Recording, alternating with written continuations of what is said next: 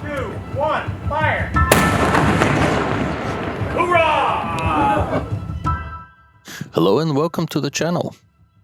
Today we are at the Battleship New Jersey, where the ship modeling show is hosted.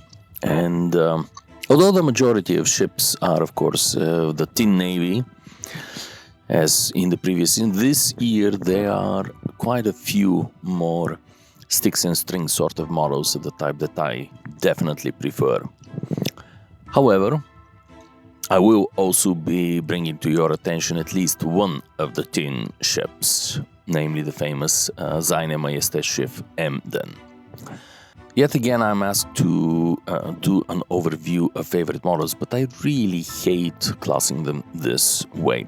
So instead of ranking the top whatever number of models that I like best, I will simply be bringing to your attention a few models that I find I enjoy looking at.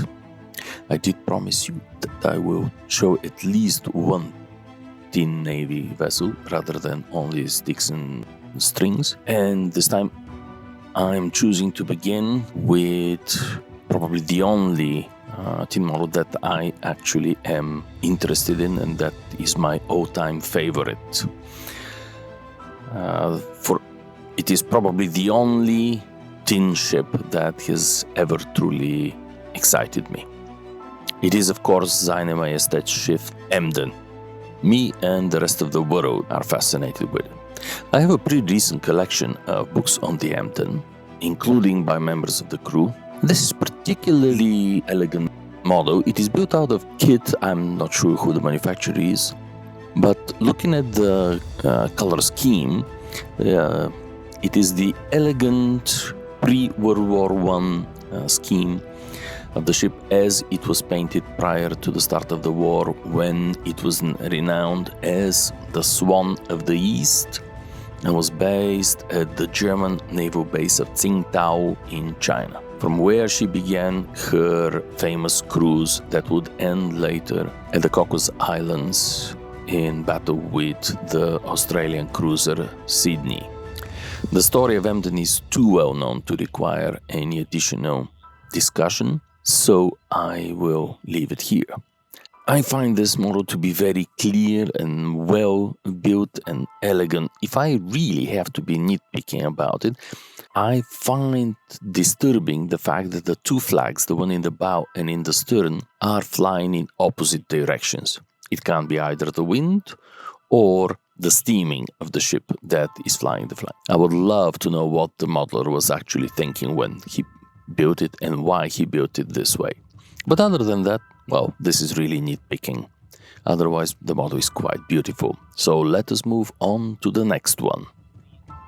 We're looking at the model of the Prince de Neuchâtel, built out of a kit. It is a famous American privateer of the War of 1812. She had 3, I believe, cruises. She was quite successful, but as with most American privateers, she ended up being captured by the British Navy in a chase to windward. So much about the superiority of schooners against square riggers.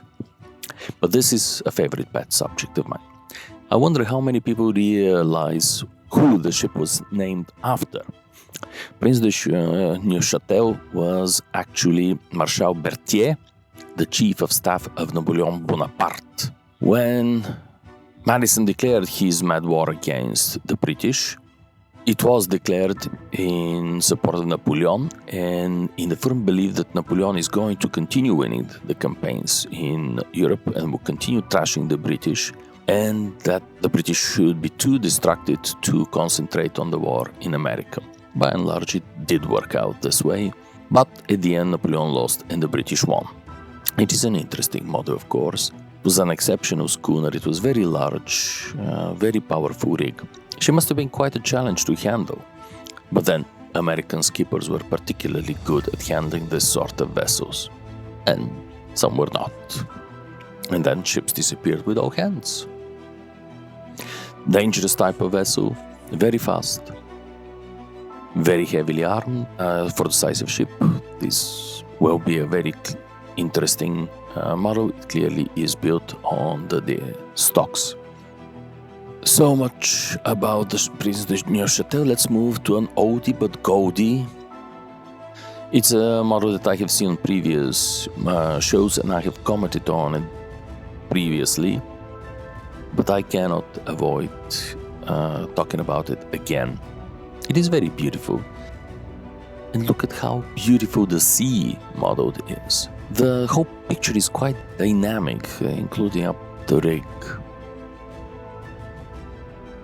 It's one of my all-time favorites, simply because it is so pleasant to look at. It is so dynamic. Yes, it is a modified kit, but it is very well presented kit, so I absolutely love it. No matter how many times I see it, I always like to go back to it. On to the next one.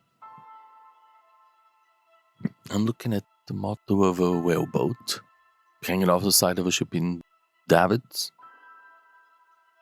The modeler just told me that it is a modified or bashed kit.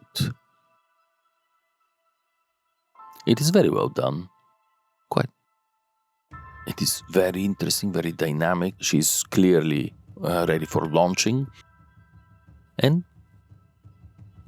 it's just a nice, neat section and a very neat way of presenting it, with part of a side of a ship and with a davits in place.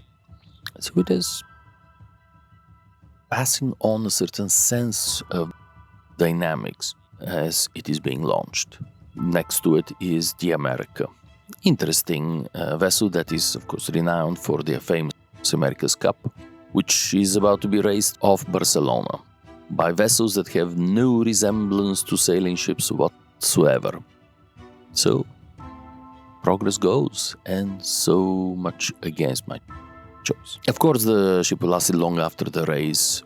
The interesting story is that she actually won her race by cheating. There was an article in an American magazine, Sail, many years ago, back in the 90s. And the article said that the yacht America did not turn the mark the way she was supposed to turn around it, and that is why she won and came so much earlier. And that is how the legend emerged, that as the ship was seen approaching the finish line, it was reported to Her Majesty Queen Victoria that America is first, and she asked famously who was the second, and the report was, there is no second. It makes a wonderful story, whether it is true or not. Now, there is a nicely done model of victory. Again, it has been on previous shows, I have seen it many times. But I would rather not continue talking about a victory yet again. Moving on. There are a number of models here in front of me that really are right up my alley.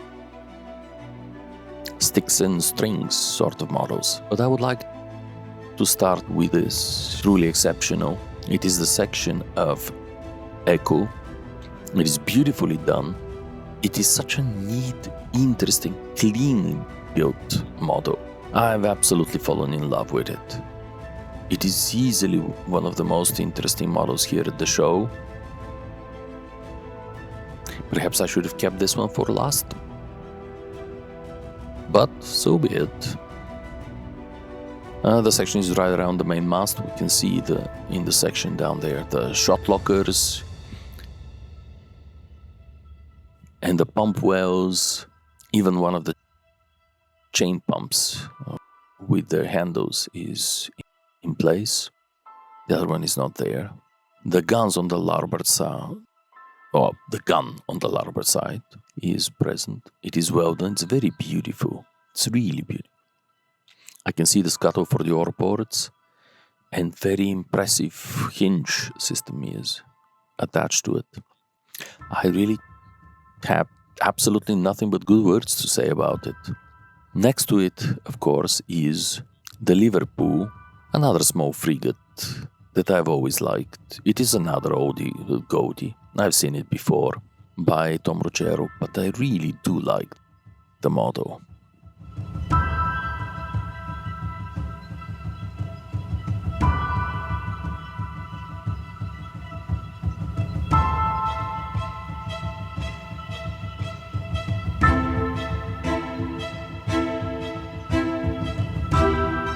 I'm sure there are no videos on the internet at all of this model.